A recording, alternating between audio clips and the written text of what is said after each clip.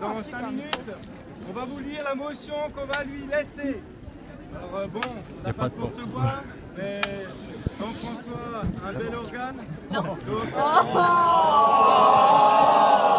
si. Bon. Monsieur le préfet, nous souhaitons attirer votre attention et celle du gouvernement sur la dangerosité du rapport présenté par l'IGF. En effet, un projet de loi croissance et pouvoir d'achat, circule dans les médias.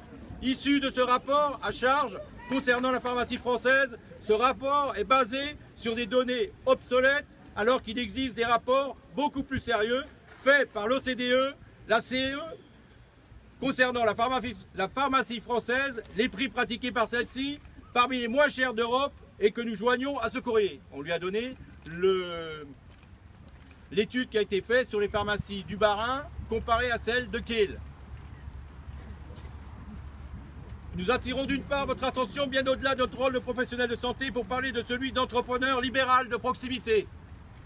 La pharmacie d'officine française emploie plus de 150 000 personnes.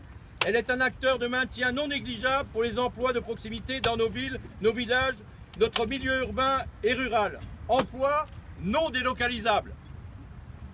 Quels ne seraient pas les élus locaux désespérés pour leurs administrés si l'officine du village meurt et disparaît? Attention! Un attentat!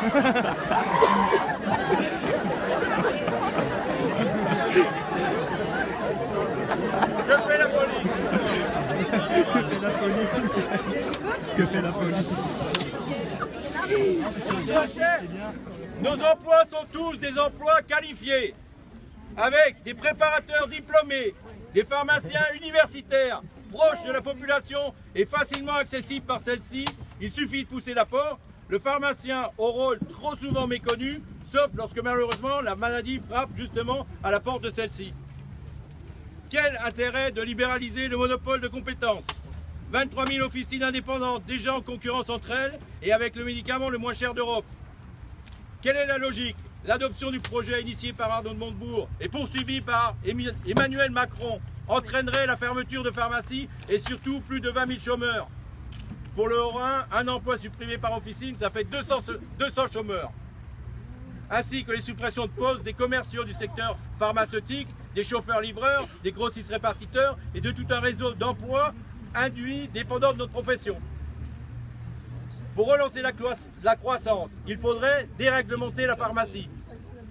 C'est la conclusion de l'Inspection générale des finances, reprise par le ministère de l'économie, de l'industrie et du numérique, qui propose de mettre fin au monopole officinal sur les médicaments à prescription facultative, d'autoriser la liberté d'installation et la constitution de chaînes de pharmacie. Cette proposition récurrente donne lieu à chaque fois à une levée de bouclier de la part des pharmaciens, ordres et syndicats, avec le soutien des autres professions de santé. Alors que la grande distribution lorgne sur son monopole depuis des années, arguant une baisse de prix des médicaments de prescription médicale facultative, les pharmaciens défendent un système qu'ils considèrent garant de l'accessibilité pour tous aux médicaments ainsi que leur indépendance professionnelle.